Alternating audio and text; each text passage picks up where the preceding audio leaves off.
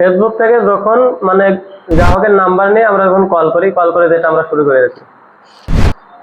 Hello, আসসালামু আলাইকুম। আপনি কি আমাদের ফেসবুক পেজে কিছু আর্থিক টাকা পয়সা সহযোগিতার জন্য আপনার এই নাম্বারটা যে কমেন্ট করছিলেন স্যার?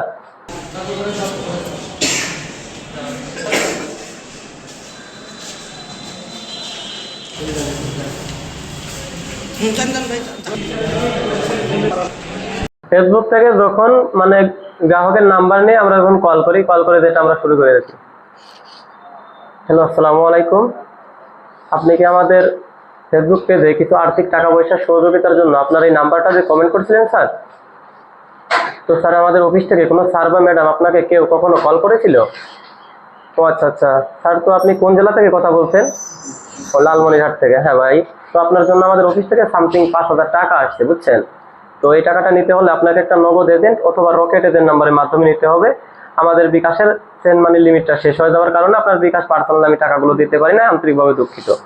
আপনি একটু কষ্ট করে যে কোনো একটা বিকাশ নগদের দোকান থেকে একটা নগদ এজেন্ট অথবা রকেট এজেন্ট নাম্বার সংগ্রহ করে যদি আমাকে দিতে পারেন, তাহলে আমি আপনার টাকাগুলো এই নাম্বারে ক্যাশ অফের মাধ্যমে টাকা পাঠিয়ে লাস্টের নাম্বার বলে দিব, আপনি দোকানদারের থেকে লাস্ট নাম্বারটা বলে টাকাগুলো তুলে নিয়ে বাসায় চলে আসবেন, বুঝতে পারছেন? এবার দ্বিতীয় স্টেপ, যখন আর কি দোকানে গেছে। হ্যাঁ স্যার, আপনি দোকানে গিয়েছেন? হ্যাঁ, নাম্বারটা পাইছেন? জি, কি নাম্বার পাইছেন? ও, নগদ এজেন্ট। আচ্ছা ঠিক আছে, নাম্বারটা বলেন।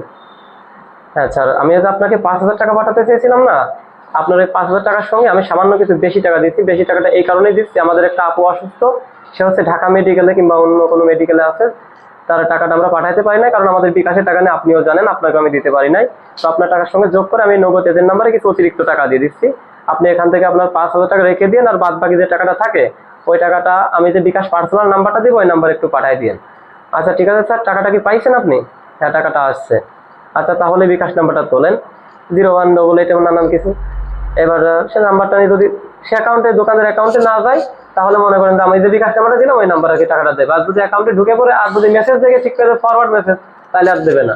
এই কাজের উদ্বুদ্ধ আমি নিজে নিচ্ছি, কেমন শুনবেন? একদিন মনে করেন যে আপন মানুষের থেকে মান বলে তো ছিলাম, ওইটার মুখে বলা যায় না।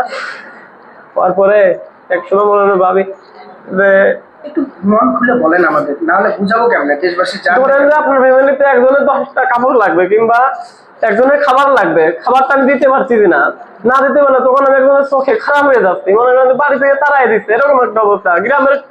এরকম আমার অনেকবার হয়েছে, মনে করেন যে গ্রামের এই বিচারকরা আমার মান্যগণ্য ব্যক্তি আছে, মাতুব্বার বলে থাকে আর কি, সবাইকে বসিয়ে এ ফল কোনো কাজের নাই, এর শুধু শুধু বসায় খাবার দেয়, এরকম নানান ধরনের মানে ইতিহাস আর কি এক প্রকার আছে।